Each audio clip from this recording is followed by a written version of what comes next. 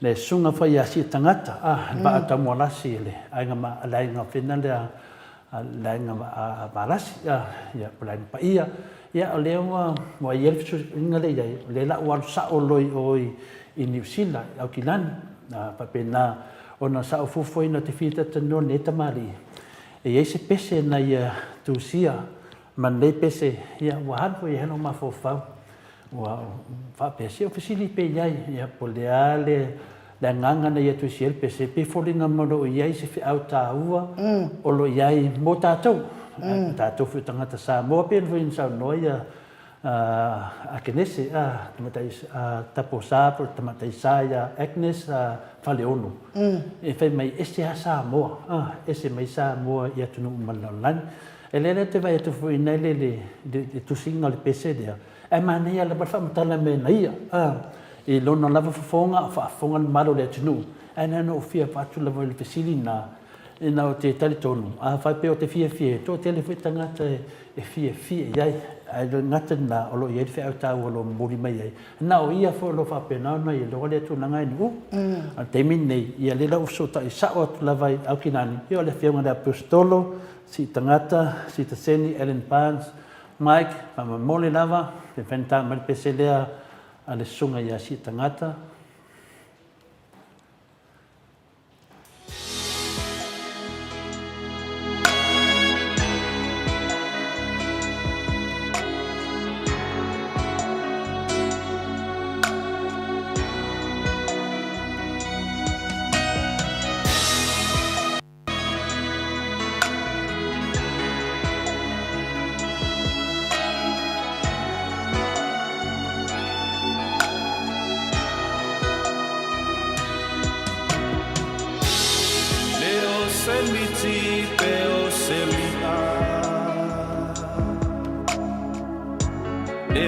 Agaalofa Iesu malona fa'a matalaina Leo se talafa tupe fa'a ite Awa olona lofa ua tu matie Toso ane la ia se fala se ita aleanga Iesu malona ta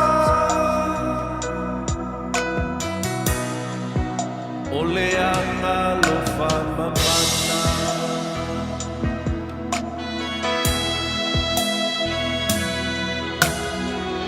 Tasiva tonu tasi lua Februari le masina Iesu ua fa'ai loa ia sitina ilona la pae sina malona fina ngalo e ala ilana vetalaina tu si se ata pe o folinga ua e vaaia mai e fa'ai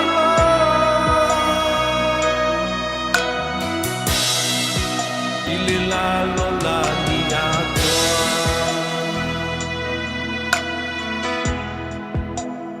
Iesu o te talitonu ia te oe Iesu o te talitonu ia te oe Iesu o te talitonu ia te oe Beside me lea o le fa moe Ua o foina mai O se va a fa ola Mo kalasia e una mai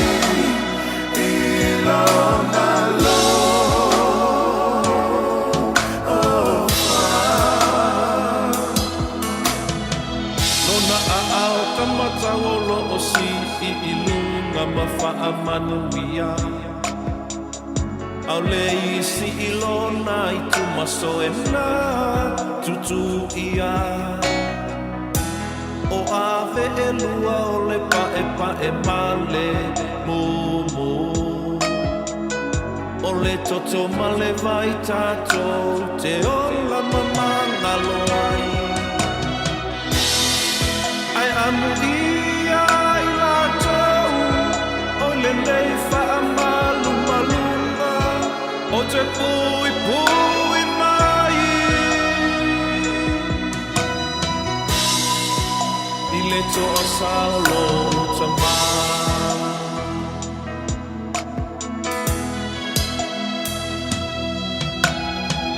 O ai lava le na te wha I loa ina Le nei atau le a lea Whaina O te pui pui a mai o ia I ona fili Ai mai se le taimi muli muli o lo o na oti Ele o a uai o se Pa masino fai mea tonu A o se whaala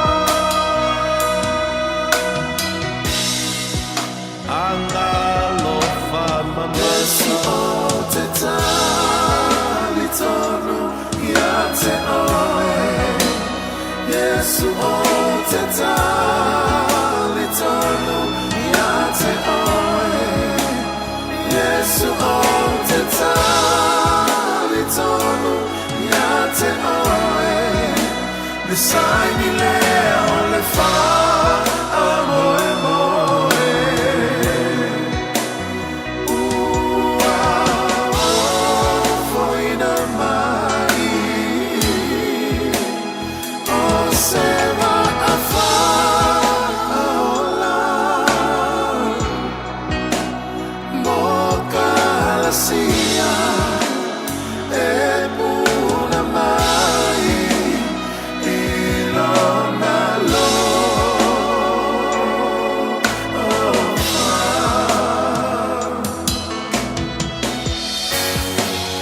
Iesu o te tali tonu Ia te oe Iesu o te tali tonu Ia te oe Iesu o te tali tonu Ia te oe Besai ni lea o le wha A moe moe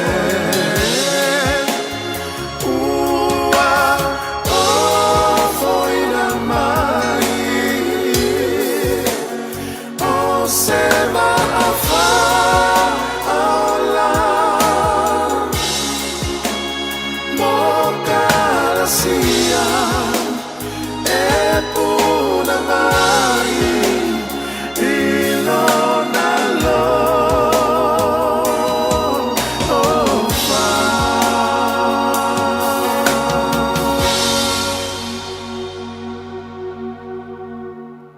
Tūlai mai tātou taimi lea ua tue tasi minute o na tālea lea tūlai ono I sini au se tāle nei whapena whai le tūlai walu ia tātou I New Zealand ia whapea whai tātou I Samoa le tūlai walu Amerika ia o te le loa walu I wasfuru ono fitu walu I vanungu because pasi mea sutasi I le fiafi o I Amerika ia tātou whai o tātou lea ua asosa ia o tātou I husu mutu whawhine, tupu mai e la tunu Amerika, ia o leo tātou le la saungi la toa sā i la so tai au.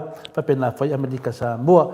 Tūlanga le nei en u, ia leo whanunga tu le pese le ftua umatu. Aka se mana ia nei vi inga o le tua.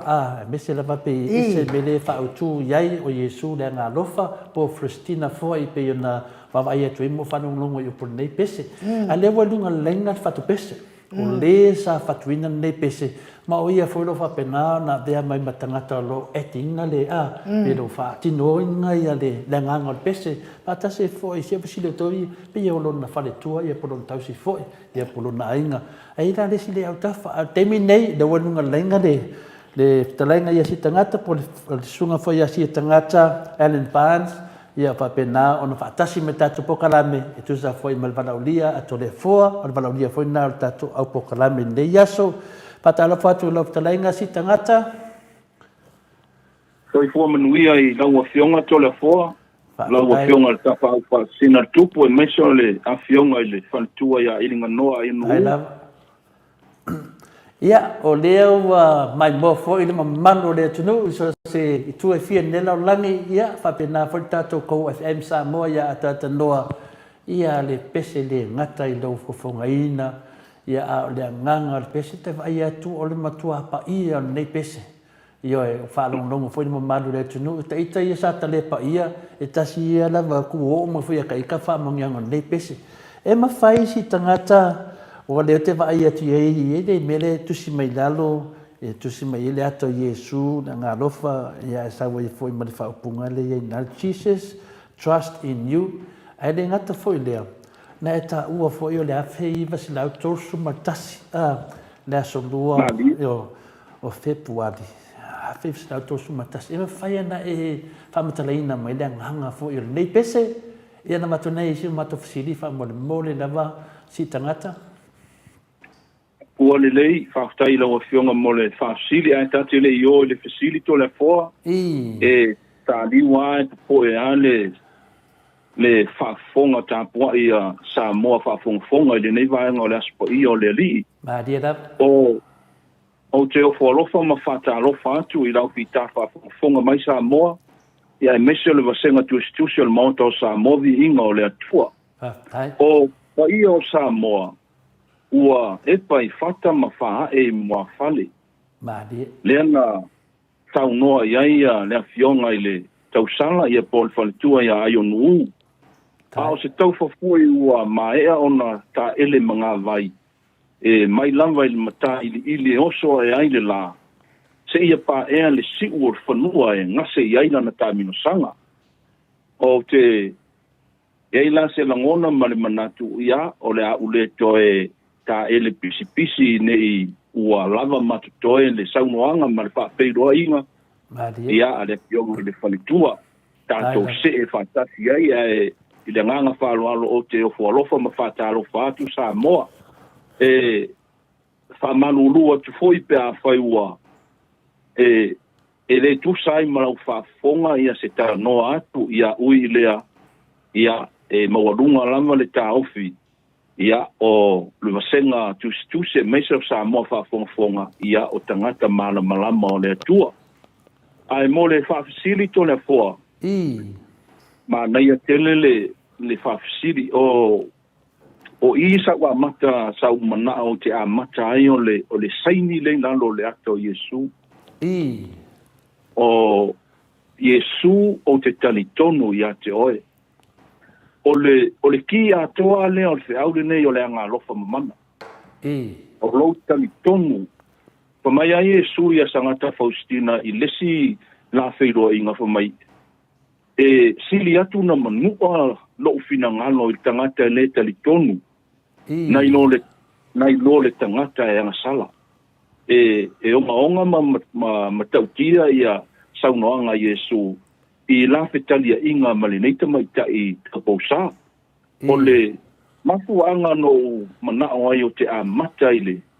Le sa langi ina le uso fatu pese lau iloa ia le pai tio whailua.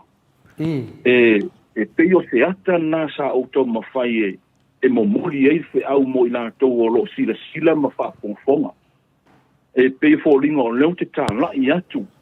Au lea lau watali mai ia le fionga fo ia le pai Iesu o te talitonu ia te oe ona o le ki a toa le nei o le nei fe au o lo talitonu le wefe mai Iesu o te ofo ina atu le nei va e o mai uma ia nganga ia a nganga uma lava i lo fina ngalo Agaalofa o le lua o lau whaafisili ia o le amatanga lau le neife au, ia le whamatala atu le pese. O le aso tolus fulmantasi. O le aso luas fulmalelua lena se imamai atu nei. I le aso lua lena te nei o le vai aso le watea.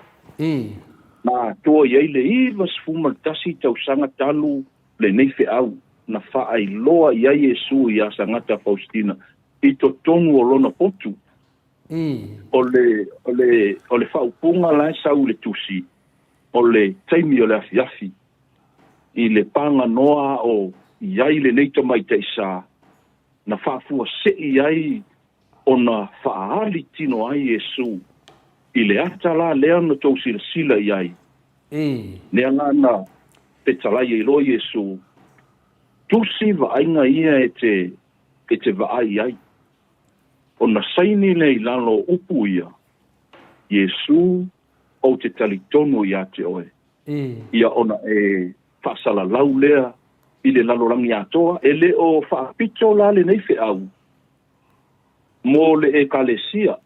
Mo po nisi foi ni tangata toititi po ni tangata.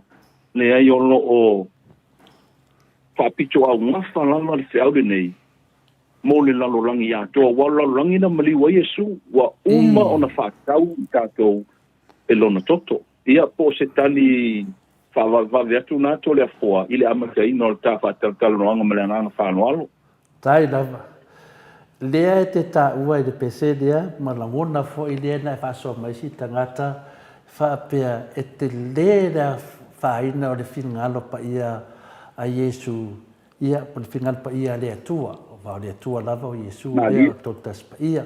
Whamei te lea whaina o lana whingalo pa ia.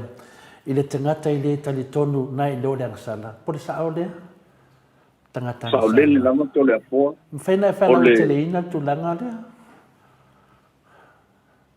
Manatua e le teite i fina ngalo Iesu e tuu le ia upu ia i lalo lo nata.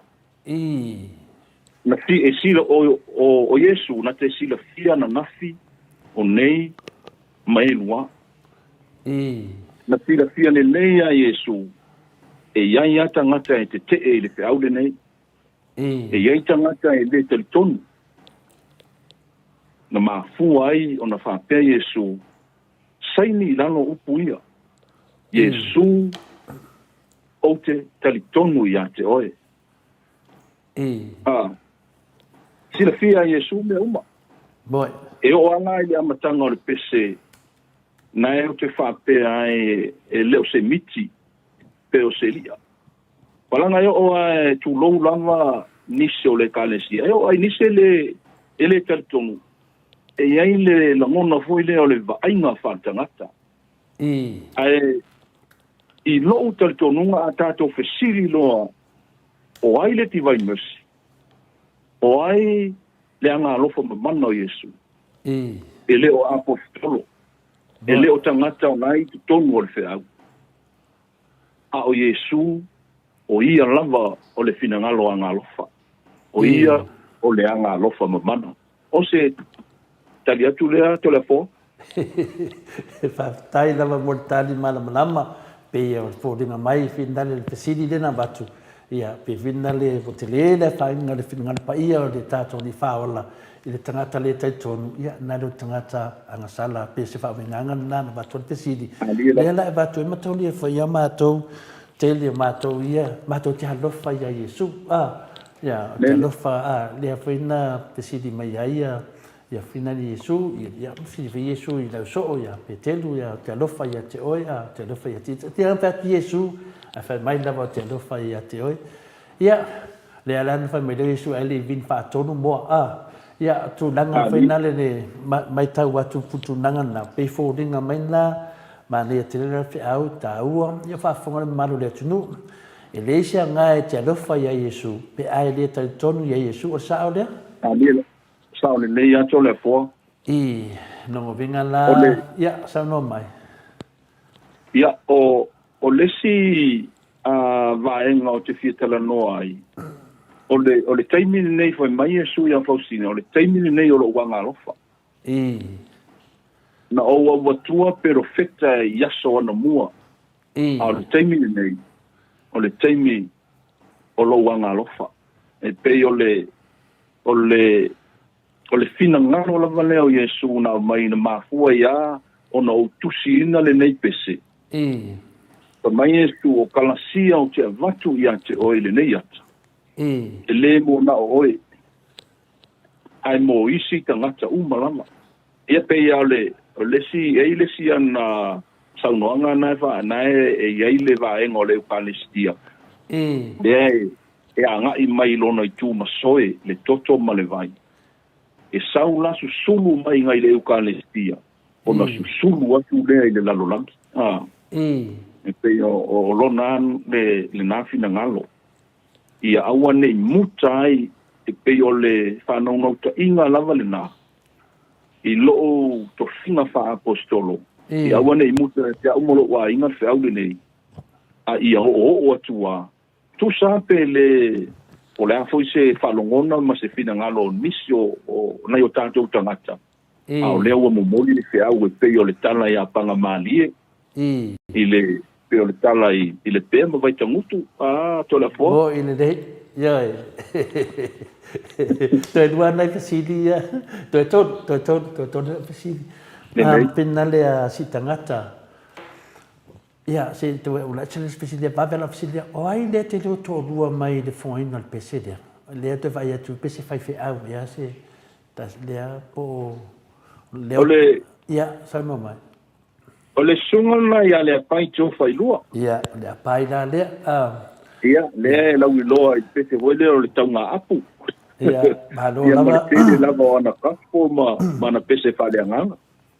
O I le lei, ia o te le whātunga le lei, whapenana whatuina le sunga ia le pai, ia malo le pai, ia malo lava le anga le lei fo I a Iesu, ia e meise ai, ia lau anga lei fo I le tātou atunu, o au whātunga lo whapenana muli ele tupulanga le vai ten, ia le fo I so soane fo I le awhina le apostolo ia si tangata, ia o whatuina fo I o nei pese, ia o au lava ia whamonianga lea pai, pata se foi ma le apostolo, ia polo tlenga foi, polo sunga si tangata.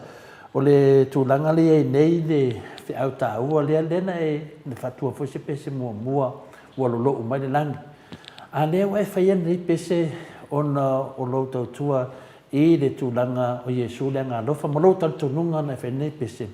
O lea se whiau wal mele tau, tau whapea po lea la se whiau I le whainga mā lolo tūnai me. O lea wai whetalai, pe te sau noa fwoi, e le o whaapito e se tangata. O tangata umalava, o tangata whenare o le vanga whaapai o le fast, HRPP, tautua, ia mese le whainga mā lolo tuto tasi o lo tūrai mai nei. Longo vinga, e tu tusa uma I le baaya Iesu, ia tātou uma. Ia ngā ki tau mawhaina po lea lava se o ngā tāua mai ai I nei pese. Ia lea lawa tau mai ai. E le hai se o ngā o nei me uma pe a e le tari tonu I a Iesu. Wai te whai mai o te alofa I a Iesu. Ia a e le tari tonu. Ia mai mauteni. Tusa la te alofa le atotoa. Te le doa enu upo le aso na whawinganga o au ia. Pe la te alofa I o lautu. Sulo. E le eise mon. Ia pe o tūlanga na. O le tūlanga na o te loa foi, ia o te loa foi vo uma mena manatu ai, ta te tatano ai, I winga nei pese. Ai se me o pau, en painai whailau I loa mai, whaman mori rafa. Pātai lama Toleafoa, ia manatu ona tele ia tua no o le tātou porkalama le nei pō. Ia. O le fi whama mawha le whiau le nei au ngā mo tātou umalama. Ia. Te o whātasi ale alofa ma le whai mea tonu. Ia, boi. E o whaatasi le alofa ma le whai o le mea sao. Masalo nai tau te whaafofonga I le pese. O nai alu atu ai ma polo misia Iesu. Boi. A e tali tonu I le whiaule nei ma le ata, le wha mai Iesu, o aina te whaasala la wina le nei ata. Boi. E manu mā lo mai ona fili. O mai masani ona o whaalongolongo atu o tā ua e whalitua ia e linga noa. Ia o ita mai. Ia. A lewa, wheta nai tu sao ai Iesu mai mo moli ai lea nganga whaftaila ua whionga Toleafoa. Taina. Ma le Maota o Samoa Viiga o le Atua. Ono leo lua talia ina e whaalau I loa le hata o Iesu ma le nefe au. Taina. I lunga o le polo kalama. ma e leo se upu e avane ai Toleafoa. Tai. O te le whapea foi o te selu atu le por kalama. Leo ua lua whaafonga Samoa i le pese, ma polo mise Iesu. E te manu malo mai o fili uma. Tai. O ai o fai fili mai. E te manu malo ai. Tai na. O ti fa mai Iesu. O ai lava se e talitonu maola i lalo le nifa malu malunga. Na te pui puia o ia. Ai mai se lava. Le teimi o lona oti. E le ui mai la li fai toa o la upa msinonga fai mea tonu. Ai ui mai le fai toa o lo wanga alofa. Tai na. Ia, o te toi wha popo atu na i le whamatala ina. Ai ono le nei whea au Toleafoa ma iringa noa. E wha ona vaenga te tele. Ma o le tusi wha mauma waso. Ia, e lai titi e le tusi pa ia le tusi wha mauma waso ona wha mauma le neta mai tai. Ia a o le tele o le oa ma le au ngā. Ia, o lo tau mawhai ia e wha soa atu i nisi o porkalama o lo mātou whatino ina i lunga o le YouTube ma le Facebook ma le ngang whaloano Toleafoa. Malo, ia, malo lava le sauno whatamari, ia malo foi toa, malo foi mamori le whiau o le atua, ia o whafonga foi lana whanau, so se tu lava e fia ni lau langi, ia vi ia le alofa malanga le atua, me ia umwhai an tātou whaia, tātou te tūwharo nā alofa, a o whafonga lana whanau, ia ele manatu mawarunga, ia pe ia na e tā ua foi nale iai, e whaanga solonga le tātou pukalame, ia le iai, o le Maota Samoa Viiga, o le Maota le patu i Viiga o le atua. Wa o malapa mea e te iloa o e mawali Viiga o le atua, pese, se tala, se manatu, e awanoa lava ia le malai vaalele o le Maota Samoa Viiga o le atua. E len mai e le vaalele o lo ia le Agaalofa Iesu, e mamoli mai e le whiau Iesu. Ia wār whanau o le atua le whanau longo. I le whanau longo mai ni whanau o le ti apolo. Se wana nā lama la i a tangata i o le ti apolo fia sau fwoi e whanau longo le Maota Samoa Viiga le atua. A o le, i o le whanau le atua lo moli leo tō whafonga mai Samoa. Leo mo moli mai le whiau. Ia, o tātou lava ia ma tātou whātua tua i le atua. Tātou te talia ina ai le whiau. O mai le whiau tāua lo ia te au lava ia nei temi. Si lea whainga le whingalpa ia le atua. Iesu e a whai te le talton, tātou talton, a muia e le ai, a talton mai pēr, ia, si tangata, whaftai tele, lava molo whawhanuinga lau teimi, tali mai tātou telefoni, ia o lea fwoi la whapenāna, tāne pese, e whai ma me whina le sosoane ia mātou, ia me se fwoi mātou lo whapenāna, fia maua, ia le whina le lea meo tono Iesu si temi, ma lo si fwoi nganga o te apolo, ia sau folisi te whanongolongo le Viiga o le atua. Ia sau e fole le nganga Iesu. Ia tuli e satani ma mātou. Ia atu atu nei temi whapenaona e whato whamai fole atu no. A whaiele leo Toleafoa ma nei tu o laulangi. Ia pia fo le sunga ia en ma nei pokalame ma moli atu ai whaaftai. Ia whapenaona whaoaina e le atua whatu nisi pese tele. Ia whatu masona whatu ni pese. Rauti ngalo le atua ai umatu o e ua ngane pese. So soane foi nisi foi tangata laiti mai fatu Viiga le atua ia aua nei tawhiwhia le upo le atua ia alu pea se ia o lava te me valawi Iesu ia tātou pe valawi le atua ia tātou ia tala na whamania le atua te me o totoe nepo kalame ia lo vutele a fwose o wo ia whionga ia sunga ia kelimete ia la pistole ia kelimete pātolo malima ia me se foi tātou paanga na mo le fulo whaanga ia mo le sunga ia le apai whaftai tele lava ia le apai a jo whaftai lawanga lei i le Iesu le Agaalofa vai at fui le la lei fui nei tangata whai musika ia le apai ia whapena na tupe Iesu ia te oe ia ma e sosoania e foi e fina le pu e whalei pese a Iesu ia o te mea to le whanau le tua i lo studio ia a temi nei ia sau no mai ia pa umalero tātou pokalame malau talaina. E asu atu vai manu i puenga pe a whai ua i eise upu a taula ulu i lau whafonga Samoa. E ei wha moe moe o le aele sila tualafo i le tangata na e usua le pese. O le anganga mawalunga ia pe o le tala foi le tango na aua a fono ti te le tala o te mai ala le tala pa tua Toleafoa mai tole pe mai a fono ti a tanga mali e le ta ua le pau pau o le samuti o lo titi ai a ua le o le feau i le pea ma vai tangutu ia e le ta ua le tangata o lo tautala ai ta ua le feau Iesu o wa lona finangalo le Samoa te le langa Toleafoa mai le nganoa mo le fava no ina o le por kalama ia e fala wi no ai se ia le feau Iesu le Agaalofa Mamana pa fitai foi Samoa no fa fonga ia fa mangalo se upu a le tauta mali i lau fa fonga anga alofa tele atu lava pa manuia Iesu Agaalofa i toi taimi o le nei a fiafi marona fa ngaso longa soifua mai manuia Toleafoa ia soifua ia lau fionga le apostolo Loa sifonu mani tasi minute ua te ai nei le tu lai. E ono isini e o sitalia e o li pokalame nape o no to whaaponga mai se tasi fo o tu spese tu sia vi ingo le atua sanga wha mawa lunga i le alofa ma le anga le leo le atua mo tātou o lana whanau e ai o tatonu o pese lea mo le atua i fo i alofa anga mo so le ingo le si tangata. Ia, si tangata Ellen Pine. Sunga ia si tangata tu sa fo i male por kalame nei a fia